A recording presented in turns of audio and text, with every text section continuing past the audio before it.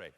And it's interesting that if you think of all the countries in Europe, the one that has been the most open, the one that has been the most welcoming, whether it was to the Huguenots, whether it was to two big migrations of Jews, whether it was to the Ugandan Asians that Amin threatened to kill, this country has been the most open and has been the most welcoming.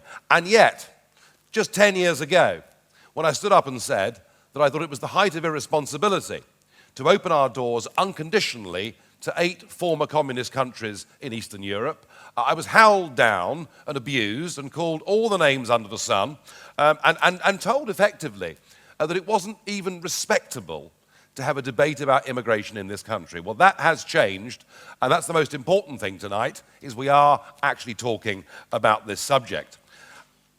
And I'm not against immigration, but I'm against uncontrolled immigration. We need to control immigration. We need to choose the people that are coming to live, work and settle in this country. And not one of us on our side is against immigration or against immigrants. You know, there's no doubt the food is better. No question about it. You know, I'm just about old enough to remember how appalling food was even in London. So that's good. And a bit of diversity in life, particularly in our cities, is fun and it's good.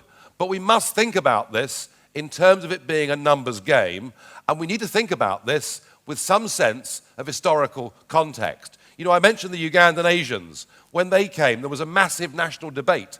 Could this country cope with the sheer number of people? And in the end, the decision was taken that whether we could cope or not, morally, we had an absolute duty to help those people, and 27,000 people came from Uganda and have all done phenomenally well. And in fact, if you think back to, you know, Ken talked about the 1950s and about Windrush and about the beginning of Caribbean immigration. If you look at the way we handled immigration post-war, 30 to 50,000 people a year came and settled in this country consistently over half a century.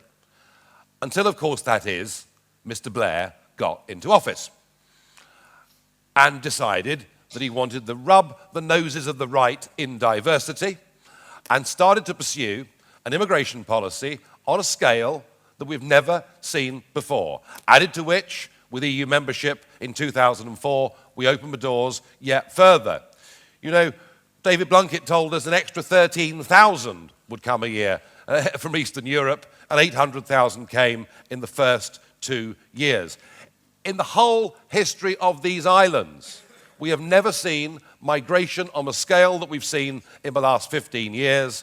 From 30 to 50,000 a year, it is now 450 to 500,000 people a year that are coming into this country. It's a minimum net 4 million increase since 1997. So it's very important to get a handle on it. Now look, I completely understand that for the rich, for people living in Kensington, this is marvellous.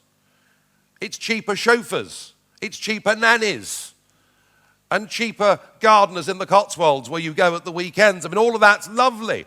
And I totally understand that if you're a big employer, that it's a good thing because it means cheaper labour.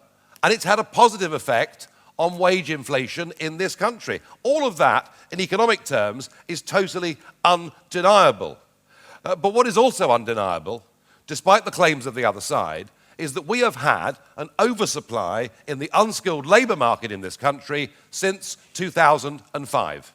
And as a direct result of that, youth unemployment in Britain has gone from 600,000 in 2005 to over 1 million today. And it is direct, and it is causal, and yes, I know there are problems with British education, and I accept that. But David, you know, not all these youngsters are illiterate gang members, and I really get upset with this myth that Blair started and that all the national newspapers now push, that almost all young British people are lazy and useless. I can tell you, in the earlier part of this year, I spent a fortnight touring the length and breadth of England in the run-up to the county elections, and everywhere I went, I found desperate young people really wanting to get work, but now feeling discriminated against in their own country.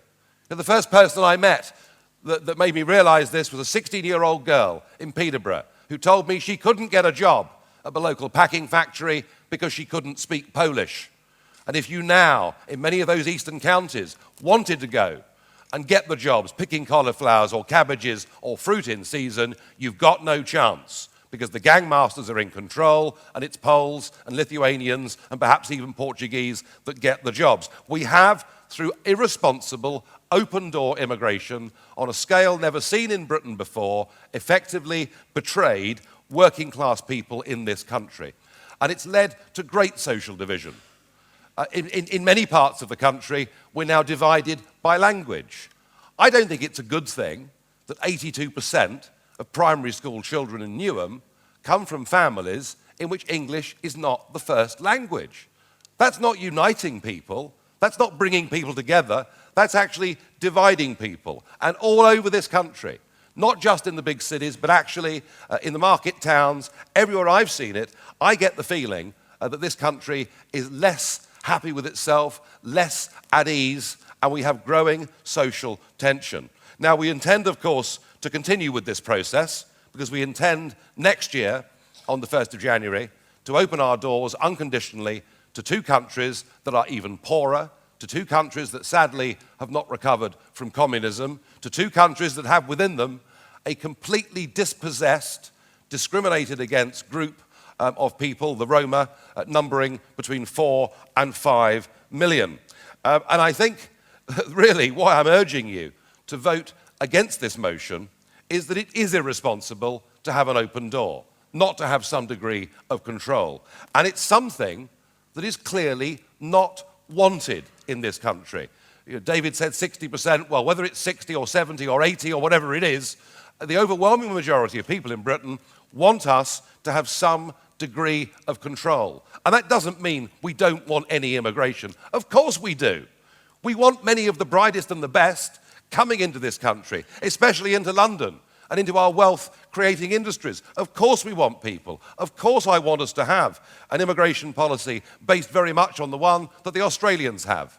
Let's have control, let's get good people, let's get people that want to integrate and will integrate, but you cannot support a motion that says that high, which means basically no control over immigration, is a good thing for Britain. And whilst the use of the word fear in the motion perhaps is pushing it a bit, we should at least, I would suggest, be deeply concerned that successive British governments, the coalition following on from Labour, have learnt nothing from the lessons of the past. We do not need massive oversupply in the unskilled labour market in this country. We need to get a grip and take back control of our borders properly. Thank you. You didn't frankly have the balls to put country before party.